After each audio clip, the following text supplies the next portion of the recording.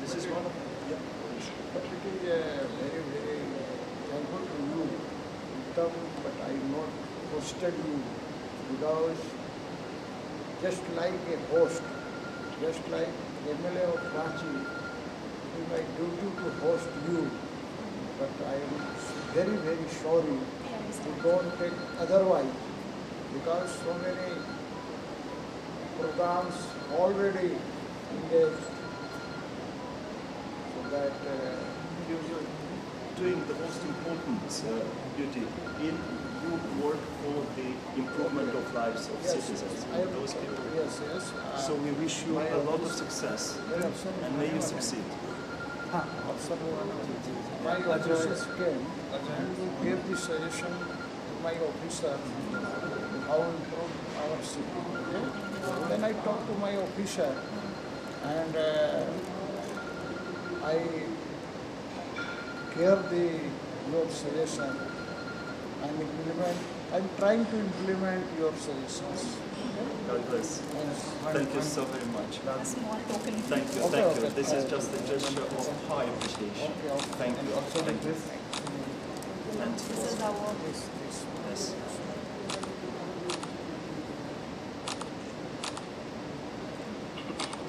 Thank you. Thank you so very much. May I also introduce to you know our partners from Dr. Simi Mehta. from Ranchi. From Ranchi. I call you up, yes. Arjun. Yes. Yes. Dr. Arjun Kumar.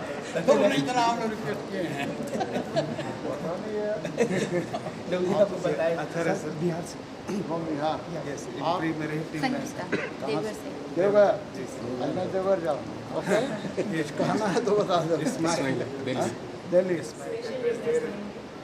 एक photo sir के साथ sure और book ले लो ना book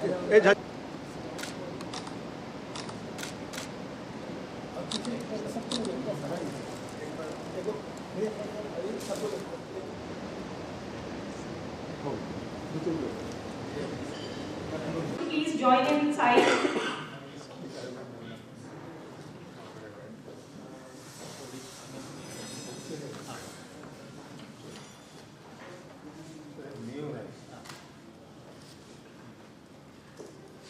A very good morning to all of you. I am Simi Mehta, CEO and Editorial Director of Impact and Policy Research Institute. Without further ado, I would request all our guests, all our dignitaries to please come up on the table, on the dais and have your seats. Professor Amitabh Kundu,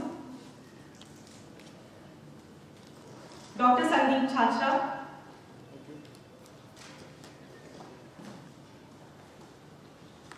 Rumi sir, Radu,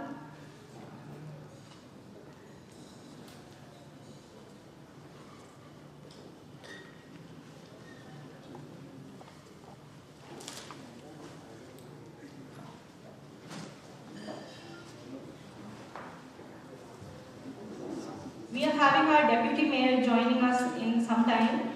So, I welcome Rajat from our supporter. Please have your seat.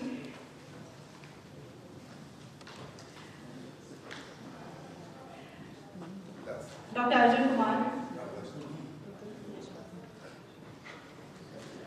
I request Radu Kachimaru from the resident representative of the Heidelberg University, Germany in New Delhi to formally inaugurate the program. Thank you. Thank you very much. Thank you very much, Simi, for requesting us to take a seat, and I apologize deeply for making you wait for so long, and thank you for your understanding, for bearing with us. It is not characteristic, and it is, as a matter of fact, an exception that will confirm the rule that we will be on time on all our other further sessions. It's a commitment, it's a commitment, Arjun, so we will make sure to start the sessions on time and to complete them on time. So my kind request to you all to try to express your thoughts and valuable contributions in 15 minutes. But the chairs will handle it. We have the necessary trust that they will do a very good work. Good morning, everyone, dear guests, dear friends, esteemed experts, distinguished eminent speakers. I'm delighted to welcome you all to our workshop on sustainable urban development, smart cities. I'm Rado Kuchimaro, and I have the privilege to represent and to head the branch office of the oldest university in Germany and in the northern part of Europe, Heidelberg University, which was founded in 1386. So we have celebrated recently 630, I won't go into mathematics, but over 600 years old. We are also proud to be the oldest branch office present in India and being quite active and doing our work. What are our activities? To just, of course, time is limited and we are well over our schedule, but I will shortly introduce you to the institution I represent, and then shortly introduce you to the series of workshops on sustainable urban development that we are organizing with our main partners, Observer Research Foundation and School of Planning and Architecture, Delhi, for 3 years in a row, and we used to club with local partners for each and every workshop that we organize in different cities of India. I will tell you about this in detail shortly after I've said a couple of words about our branch office.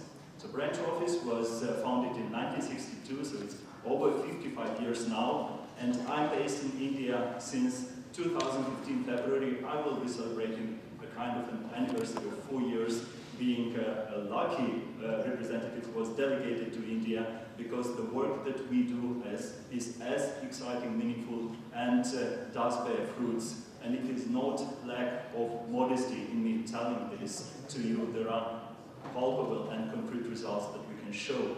So first and foremost, what does people wonder, what does a branch office of a university do in a country it's based in? One is supporting researchers, scholars, and students who are interested in short or long-term sojourns in Germany at Heidelberg, and vice versa. Second, we act as bridge builders between researchers, scholars, and students from Germany, Heidelberg, and India in initiating research collaborations or academic exchanges as Erasmus or DAD, or commonly known in India as DAD. We also try to expand our network. Being the oldest university represented in India, we have quite an extensive network of scholars, alumni, network that we cherish and also are in constant contact with. We have a very active network of the so-called chapters, alumni chapters in Kolkata, in Chennai, in Bangalore, in Kochi, as well as in New Delhi, Mumbai, and up north in Shimla. Moreover, we try to organize as many events as possible to increase our visibility, outreach. And this kind of event that we are organizing right now cross-cuts along several activities that we do. First, it increases our visibility. Second, it might and hopefully will lead to initiation of a meaningful collaboration.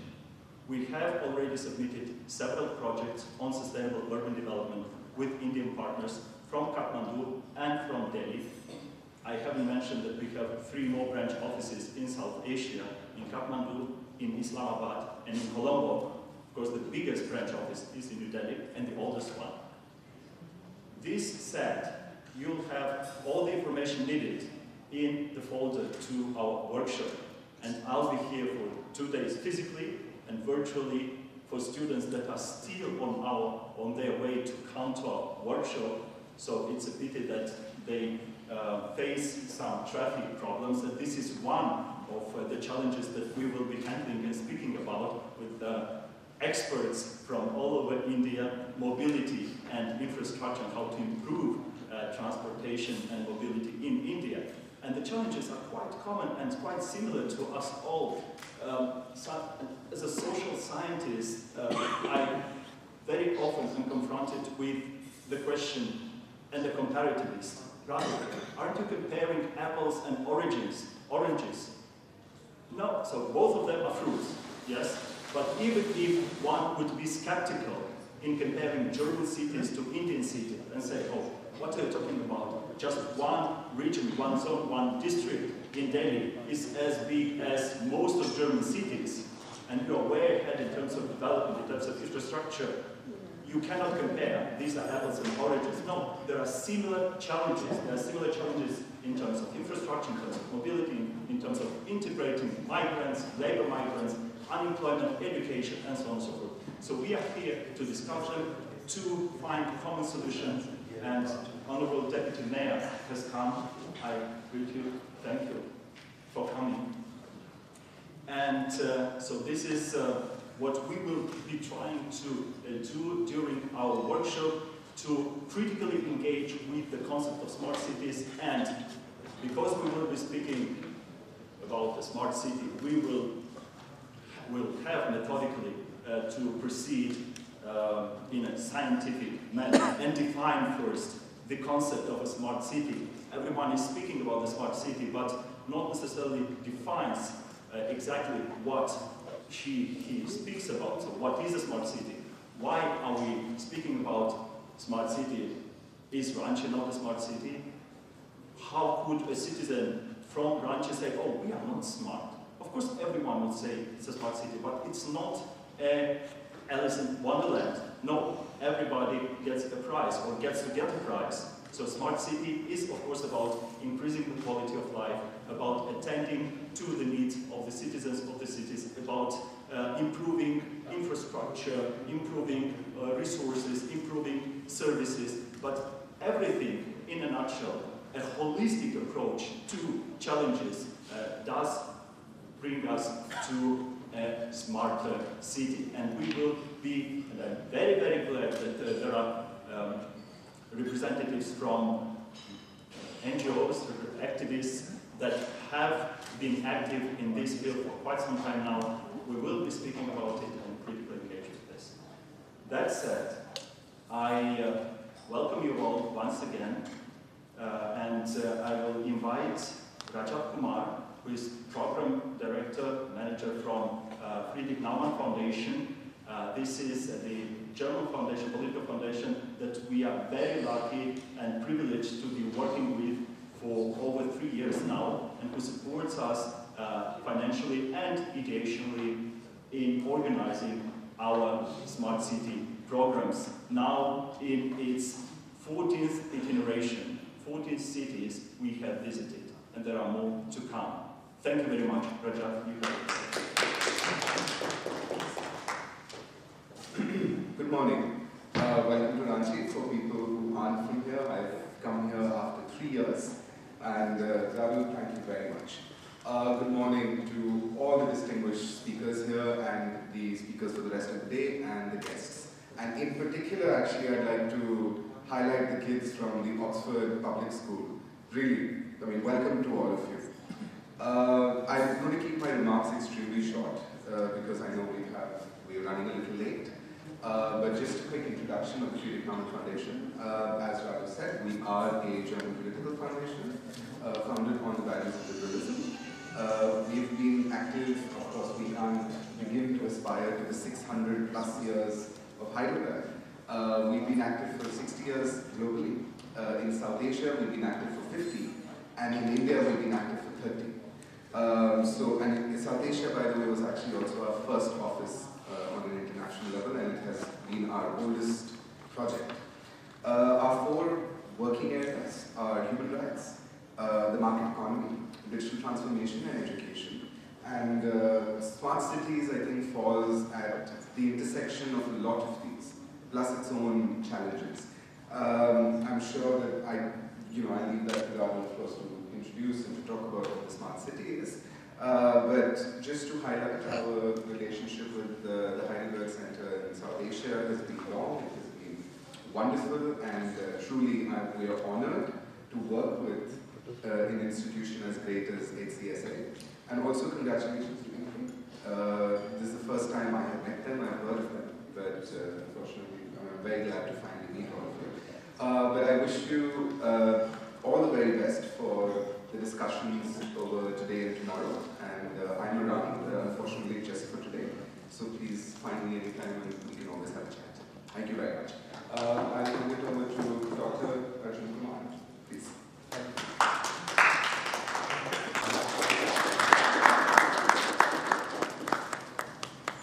Professor Amitabh Kundu, Distinguished Fellow, Research and Information System for Developing Countries, New Delhi.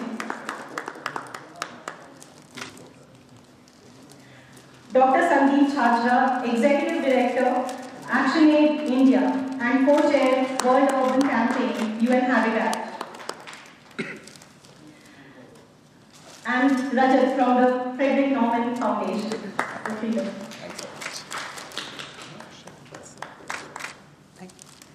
I would also like to inform all of you that amongst us we have Mr. Ashish Singhmar, Directorate of Municipal Administration, CEO, Ranchi Smart.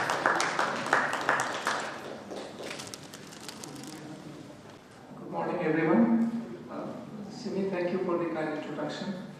I'm here to put the subject of smart cities in context and in perspective. I would like to begin by saying that you know very well, several years ago, when urban populations were low, some very basic planning and governance systems were created for the welfare of urban areas.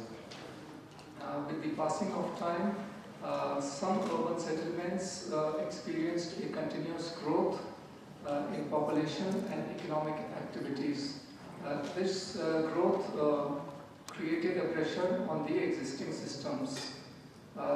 You know very well that in clustering of population and economic activities is beneficial for nations and communities in terms of poverty reduction, greater access to basic civic services or basic needs, and it also helps in the people in fulfilling their aspirations.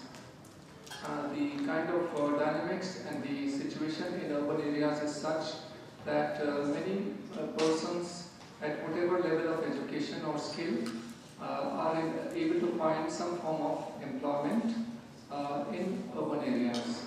But the problem occurs when there is a deficit of governance, and this is observed these days that there is a pressure of population on the various city systems or urban sectors, be it housing, infrastructure and services such as drinking water supply, sanitation, or the economy in terms of the employment that is required by today's generation, and the diversity in employment, and also problems such as air pollution and flooding in cities, loss of green spaces, etc. are observed. So these are some of the challenges that need urgent solutions. Governments all over the world and in India are searching for sustainable solutions to address the problems arising from urbanization. And one idea that has been put forward in this context is that of smart cities. This is a foreign idea, foreign concept. It has come into India like many other concepts in the past, and it is basically about cities where large populations exist and which are creating a pressure on different urban sectors. The idea is that some kind of a smart solution or solutions are needed, or that cities should function in a smart manner so that these challenges are addressed in the best possible manner. A lot of over time in the last 10 or 15 years since the introduction of this concept globally, many definitions have come into the light.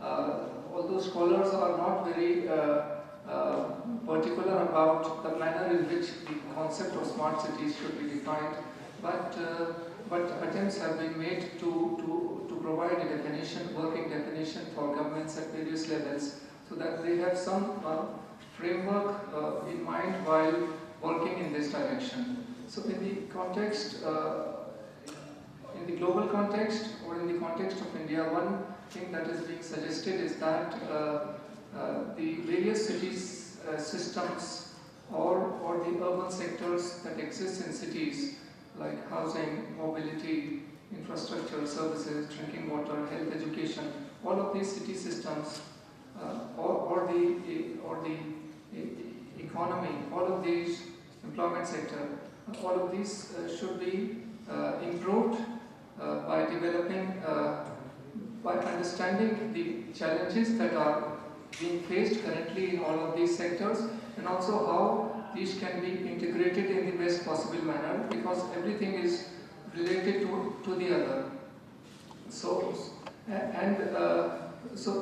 this is basically what the world or global community is saying, that you provide sustainable smart solutions and you integrate the various urban systems or sectors. Besides public-private community partnerships that have been observed in the case of India since quite some time, there is a lot of emphasis under the smart cities concept on the use of advanced technologies such as artificial intelligence, Internet of Things, big data, cloud computing, use of geographical information systems. So the governments are saying that whatever solutions are being designed, wherever possible there is scope for penetration or introduction of technology should be used, brought in. There are several institutions within the country which have capacity to provide such technology. Moreover, nowadays India is partnering with many other countries in the world who can offer the best solutions. So that's the global thinking on smart cities. Coming down to India, India launched, as you know, the Smart Cities Vision in 2015. Acted once various activities, governance practices and smart projects are implemented in the selected cities. The center is providing financial and technical expertise and assistance, and is encouraging the state governments, such as the state government of Jharkhand, to take decisions and to plan and manage and drive the initiative by bringing in the best minds and bright ideas. Since the introduction of or the launch of the mission in 2015, 1 year was spent on preparatory work was done for taking the Smart City Mission forward. This includes preparation of smart city plans and detailed project reports, in which the participation or the contribution of Indian and foreign consulting firms plus the communities has been taken into consideration while moving forward with this idea. So now we are seeing implementation of smart city projects in some cities of India because they are a little ahead in terms of the planning and preparatory work. So they have started implementing some smart city projects. I know because I come from the Delhi region, one can see the establishment of public amenities center, which provides different kinds of services within one roof or under one roof for various city dwellers. So there would be a digital health clinic, there would be an ATM machine, there would be a water ATM, there would be a sanitary pad, vending machine, etc., etc. So under one roof, within a very short space, such facilities are provided. This can be said a smart project because several things are available to the public at one place instead of the public running from one place to another for availing those very basic and simple facilities. The second example is that of the Common Command and Control Center, which is like a center established by the government department in one part of the city with the establishment or putting in place various sensors and cameras. What they do is they observe the conditions in the city. It helps in various ways. It helps in addressing the safety aspects, whether the cities are safe, and if there is a problem of crime or violence in certain part of city, quick action can be taken. If there are pipe bursts, etc., which happens from time to time, water pipe leakages, etc., then that problem can be noticed and the response time reduces considerably. And also traffic management is a big issue in some of the most populous cities of India like Delhi and Mumbai, etc. Therefore, this helps, there are lessons from abroad which say that it helps in better management of traffic. My final point in this regard would be that if one tries to understand the progress of the Smart Cities mission in India, one could say that there is some work that is being done in this direction, but the pace of work progress in the implementation of projects is very slow, and also there is low utilization of funds which have been allocated under the mission. The second problem, major problem that exists is that of the equity concerns that exist in our urban settlements, especially the larger ones, where there is a big difference between the incomes of one section of the society and the other. So equity concerns are there. The approach that has been adopted under the mission is that of an area-based development, plus there are some pan-city projects, but the problem is that they've selected one part of the city within the entire city, and they want to, the government basically, with the involvement of various stakeholders, wants to develop that one part of the city, and their justification for selecting one part is that we want to first do it in a small area and then apply the lessons learned and the experience through that initiative, apply it in other parts of the city. Slowly they are going to cover. This is what the government is saying, and some of the best governed areas in a city have been selected for this purpose. The slums, etc., disadvantaged groups have not been selected in the first instance, because the government says that those governments who are able to demonstrate better efficiency in managing a certain area are most equipped to do the work under the Smart Cities mission. So in conclusion, I would say that it's a good initiative, it's a good work, much more, it has to be done with much more accuracy, and its scope has to be improved.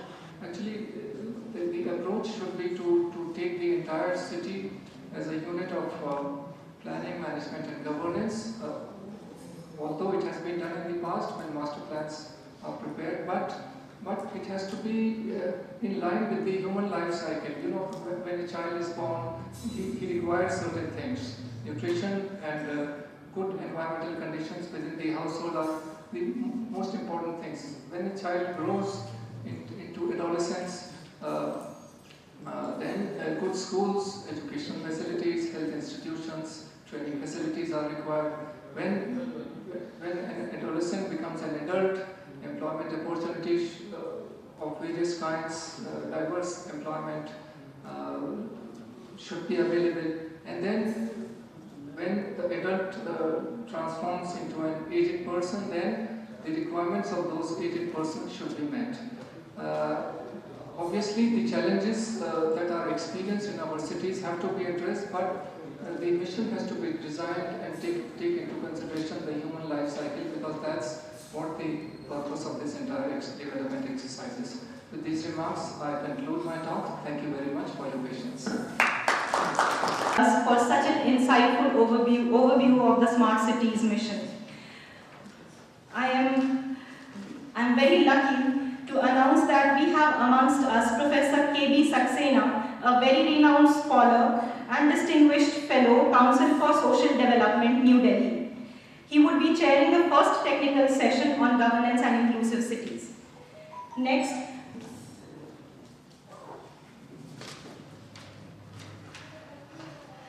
because of the paucity of time for our Honorable Deputy Mayor, we would have his address first. We welcome you, sir.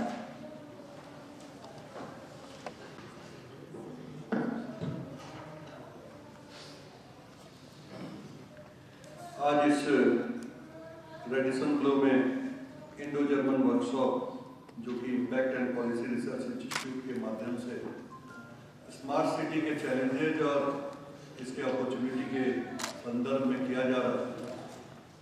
सबसे पहले तो मैं उपस्थित professor Amitabh Kundu जो कि RIS हैं, doctor Sandeep ji, doctor Rumi, doctor राडू, mister रजत, doctor Shiv Mehta, doctor Arjun Kumar, हमारे बीच उपस्थित हैं स्मार्ट सिटी के CEO मिस्टर आशीष सिंह जी, उपस्थित यहाँ विभिन्न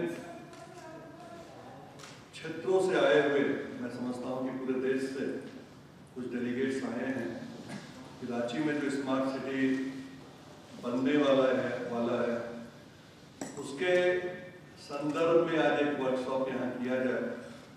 ऐसे सभी लोगों का मैं बहुत बहुत अभिनंदन करता हूँ। आप सभी लोगों को रांची नगर निगम क्षेत्र में आने की बहुत बहुत बधाई और शुभकामनाएं देता हूँ। एक अच्छा प्रयास, मैं समझता हूँ कि माननीय प्रधानमंत्री जी के एक ऐसे सपने को जो कि विगत 65-70 सालों से उलझा हुआ था कि अर्बन का डेवलपमेंट कैसे अच्छी तरह से हो, इसकी शुरुआत माननीय प्रधानमंत्री जी ने की। देश के 100 शहरों में स्मार्ट सिटी डेवलपमेंट का काम उन्होंने स्टार्ट किया और हमारे लिए सौभाग्य की बात है कि रांची इसमें से एक शहर है जिसको स्मार्ट सिटी के रूप में चुना गया और हम ग्रीनफील्ड प्रोजेक्ट के रूप में इसके डेवलपमेंट के बारे में अब सोच रहे हैं।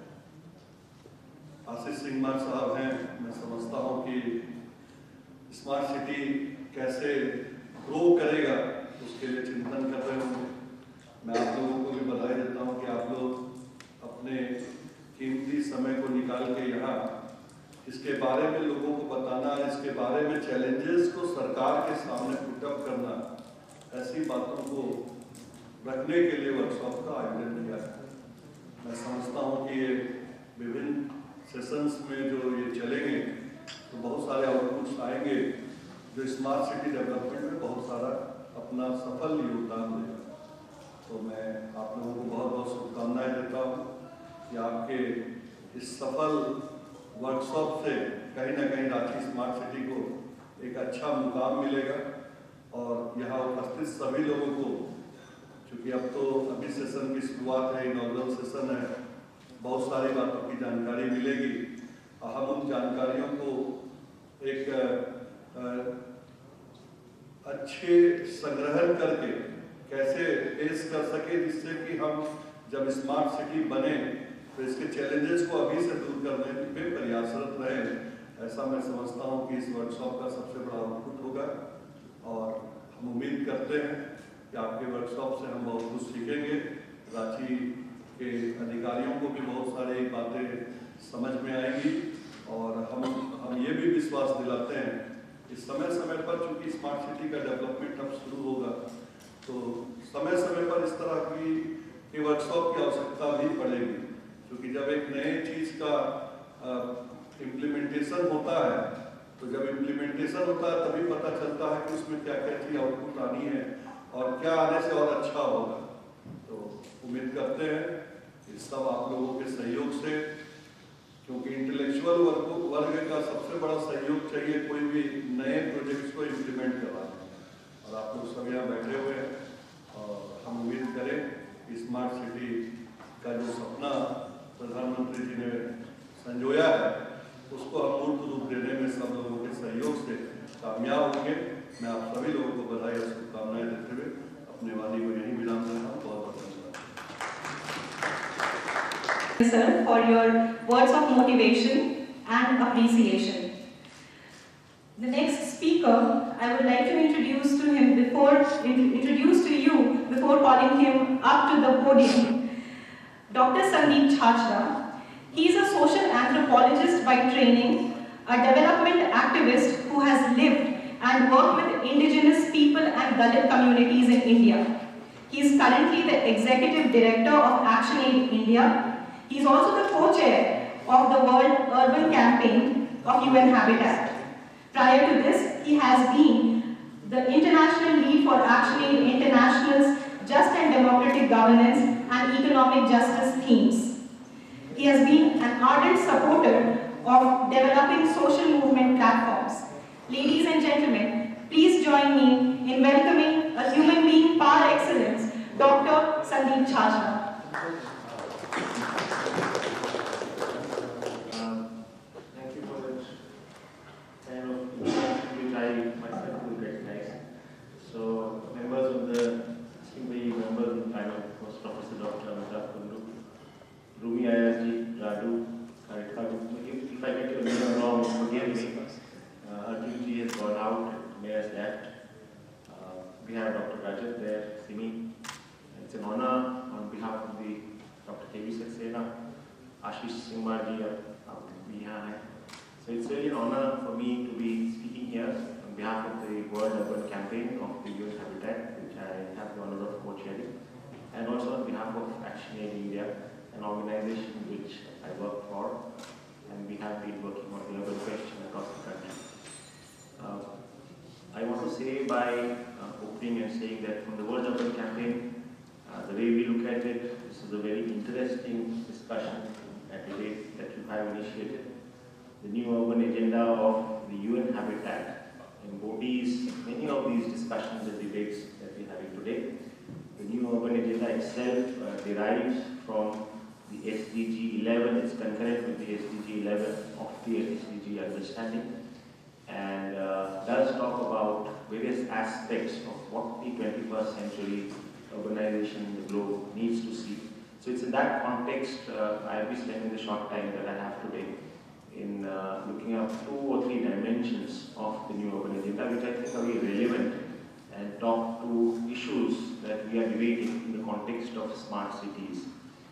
The new urban agenda itself is of course very large and of course very imaginative and comes together with the collective possibilities and imageries of urban thinkers, urbanists, but as well debate here and a question of discussion here, and I hope at some stage during the next 2 days we do delve within those 2 very important aspects as I see them. The first being the question of sustainable urbanization, and the second being the question of what is inclusive cities. Now both these dimensions are extremely central to the imagery of the new urban agenda and the imagery of the smart cities. So what is sustainable urbanization as a question, and secondly, what is inclusive cities, especially when UN says, when we all say leave no one behind, what does the imagery of an inclusive city mean in the context of imagination, which Dr. Rumi said is an import from what you said, the north or the west.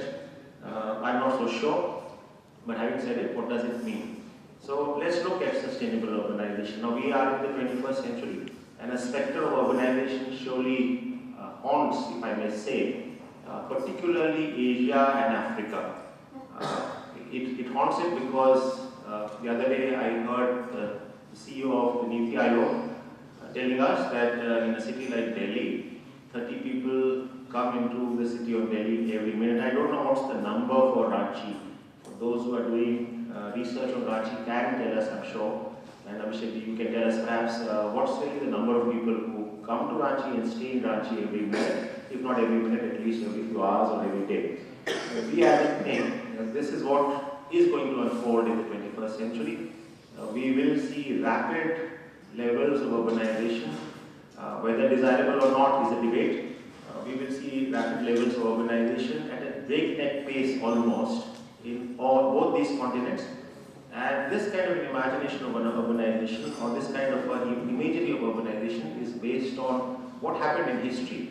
And that is all there for us to see. What happened in Europe a century and 2 centuries ago in terms of the levels of urbanization and the transformation of the agrarian question in Europe. It's important to understand it because as it stands today, both Europe and the Americas are upwards of 80% urban. And that's an imagery that is held out for the future of Asia and Africa in the 21st century. And indeed, something which worries many of us quite deeply. Let's go back a bit. Urbanization in Europe in particular, followed by Americas, happened under particular historical conjuncture when we saw basis of the colonial question then, basis of the power over the colonial question and the accumulation as a result of colonies that the North had at that particular point in time 3 centuries ago and continued up to about 78 years. And some would argue that neoliberalism continues to this day. In a sense, you had massive accumulation of wealth on the one hand, and therefore you could build cities like Brussels, therefore you could build cities like London, therefore you could build cities like Paris. On the other hand, it was at the time when it was also possible to do industrialization which was labor intensive as a second aspect. So almost all of these cities, the imagery of London is very well written by Charles Dickens when he talks about industrializing London and the conditions of life under that industrializing London. In any case, the North, mostly Europe, could industrialize at that kind of a time in history with the kind of industrialization that was by shifting rural populations into what is called, from the agrarian side, into a non-agrarian future. This happened, and data is remarkable. You can almost see 60 to 70% of the people who were in agriculture sector in Europe, and of course America is a different issue, we'll come to it. We saw people move into a non-agrarian future at a rapid pace. So within a space of about 100 years, 150 years, you saw Europe, which had 3 to 4% population only dependent on agriculture, and the remaining having moved into non-agricultural, linked to urban pursuits. That was the second circumstance. The third circumstance, of course, is being lesser written about, but equally important, and that's about the export of populations from Europe into the Americas, both the North and the South, into settler colonialism in Africa, and of course into settler colonial models in the Asia Pacific, particularly Australia. So it was 50 million people, largely in the present side, in the Europe, which were exported to these 3 continents. So as a result of this, the transformation from an agrarian past to a non-agrarian future, the transformation from a population exclusively dependent on the rural, on the countryside, to a future of town and cities, what happened under those circumstances in history in Europe. A spectre which we, I think, uninterrogatedly plan to replicate in a century later under conditions which have changed. So no longer is possible to accumulate. In simple terms, the kind of cities that were built in Europe, it's not possible to build the kind of cities in Asia and Africa, because the same level of wealth accumulation, the same level of investments in the cities cannot happen. The way Atlanta was built, a city of cars, cannot be the way New Delhi or Ranchi, or for that matter Kanpur, could be built for future. So and if history does repeat itself, as some people have said, it does repeat itself sometimes as a farce, and that's something that we need to be careful of. But that begs many questions. So what kind of an urbanization? This is the challenge. So what kind of an urbanization, what is the kind of, I've not even touched the question of ecology. We all know the conditions of ecology, the conditions of environmental state in our own cities. So this does touch a question of what kind of urbanization that we see ahead. I personally believe, and my organization is doing some work on it, that the imagery of urban, rural-urban, that the Prime Minister of India had at the time when he came to power, at least inspired, and it wasn't entirely new, it's based on entire spectrum of thinking. The imagery of urban, rural-urban continuation, if I may call it, for want of a better word, contains such possibilities. The possibilities of bettering and developing better conditions of welfare for the rural masses. Let's take it the following way. If the 50 million or so, in a sense $500 million people, which constitute the wage labor of India today, and I'm sure you would speak more to it some stage, the 500 million people that are there as agricultural workforce, as informal sector workforce, as workers, informal workers of India, if they have to see a different future, then cities may not answer all their desires. The cities may not give them jobs. The cities may not give them the kind of dignity. The cities may not give them the kind of social welfare. It's just not possible to do that levels of industrialization. And informal economy is definitely something which creates dependency conditions for people in that sector. So in some ways, just to say the imagery of rural-urban as it's called, presents such possibilities. And for that to unfold, many things must happen. For that to unfold, we must make sure that we have a strategy which has rural towns, which develops rural enterprises, which develops rural industries at the collective, for the collective welfare and under the collective control of people.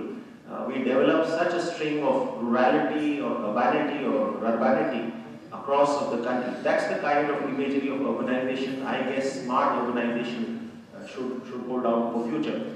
At the same time, we must make sure that conditions which are of deplorable welfare, of lack of public services, of lack of technological inputs, of reduction of drudgery in the countryside must also be addressed in these urban imaginations. So one must see both technological gains, public services gains, housing gains, and better conditions of life gains in these rural urban settlements and a string of those. So that's the kind of imagery I personally want to share here for a debate with reference to smart urbanization, sustainable urbanization going ahead in future. There's another aspect which I want to come to, that is the question of cities as they are. And therefore the second aspect that I wish to talk about and touch on briefly is the aspect of what I would call inclusive cities. From the World Urban Campaign, we often talk of this imagination and imagery as the city we need and the city we all want. And I think this needs to be answered by asking two very simple questions: cities by whom and cities for whom. Now these two very simple questions which talk to governance, not just governance of cities, but the imagination and ownership of cities, answer the dialectic, answer the polemic, and answer the issues that we have at hand. It's far simpler to imagine cities by whom, but we all know in this room and outside of this room that cities are made by workers, cities are made by on sweat and blood of those who probably do not enjoy the benefits of the cities. The city makers, as we call them, the homeless of the city, the working classes of the city. And it's very easy to see that when you turn to the second question, it becomes more challenging. Cities for whom? Any look at Google images across of cities of the world would tell us of the terrible conditions that there are.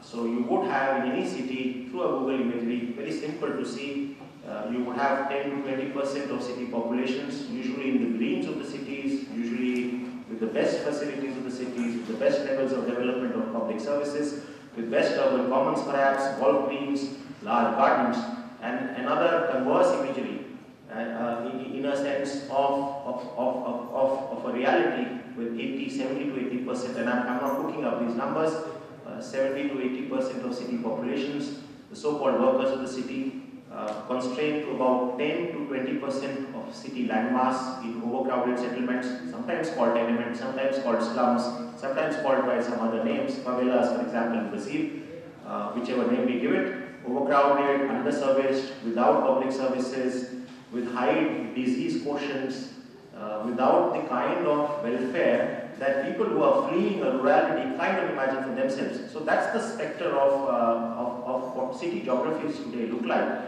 And that therefore raises a question that what is this kind of city we want? What is this kind of cities that we already have today, and what therefore must be reformed when we put an imagery of smart cities? A simple question of smart for whom? This is therefore the second point I'd like to put out. And that I think also begets certain debates. In order for making cities smart for all, cities inclusive for all, cities which are a future-proofing for the 21st century, if I may call it, certainly in Africa and Latin America and Asia, and we can talk of Europe as well as at another instance, we need cities which are egalitarian for all. So, which brings us to the debate which has been introduced in the New Urban Agenda under the quote-unquote the topic of right to the city. And that's the debate in the world, whose city and city by whom and city for whom. And therefore the question of whose rights to the city and what kind of rights to the city. When I lay out an imagery of right to the city, it just doesn't mean a geographic right to the city. It also means a social right to the city. It also means a right to the governance of the city, as well as the ecology of the city. So that's the second solution pathway, if I may call it. For us in our country, for sure, to debate, discuss of what are the nuances of an imagery for the 21st century and certainly for beyond. What would a right to the city mean? What kind of a city that we want to build, be as it may. Be that we cannot undo history, be as it may, and there are X number of cities in the country, certainly they need to be reformed, and reformed on the quotient of smartness for the majorities of that particular city, and certainly for the majorities of the country. Long years ago, Ambedkar had said somewhere, Dr. Ambedkar I'm referring to, said somewhere that Dalits would probably flee to an urban reality, an urban future, because they might get rid of, he had speculated, this is of course nearly about half a century ago, that they would probably get rid of the bondage of caste by being in an urban context, as one of his writings somewhere. But is it really happening? And I think we need to ask those issues. I think it's almost a folding over of a class divide, a rural class divide or a caste divide into an urban class or caste divide. And I think that worries us all. So in some ways, this is the area that we need to go on, giving a right to housing to people in the cities, making sure that public services are available, quality public services are available with full support, not privatized, with full support from the state to everyone. Making sure that there are urban commons and we invest in a strategy of urban commons. That is what smartness and ecological proofing for the 21st century smart cities would mean. Making sure that people have informal workers, have the right to informal, not just the right to informal work, but the question of social security and welfare, the question of housing, the question of workplace, the recognition of workplace, all done in assuming a reality of the city going ahead. I think these are the issues which I wanted to bring to our discussion and debate today, knowing very well that we would be discussing in the coming 2 days. And thanking you for allowing me this opportunity, knowing very well that you would be discussing various aspects of smartness, or what does smartness mean for our urban question in the 21st century, looking at it from the context of India, looking at it from the context of the civilization we have been, the questions that our civilization had always incurred, and the possibilities for future that we can all build up. Thank you so much.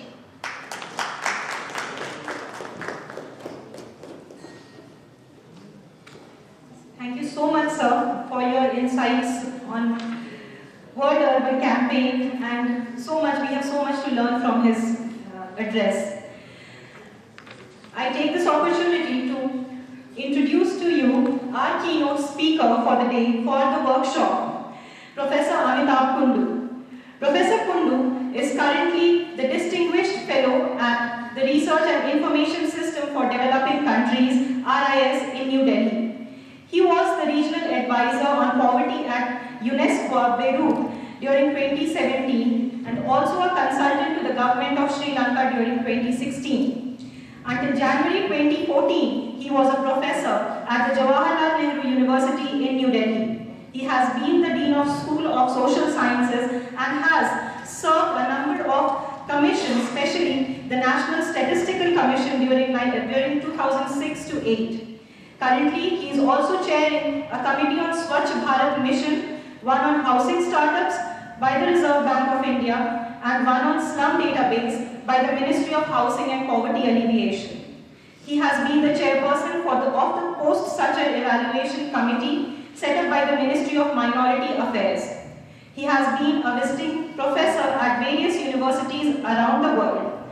He is a distinguished scholar and has a number of over 300 books, articles and research publications to his credit, both published nationally and internationally. Ladies and gentlemen, please join me in welcoming our keynote speaker for the day, Professor Amitabh Kundu.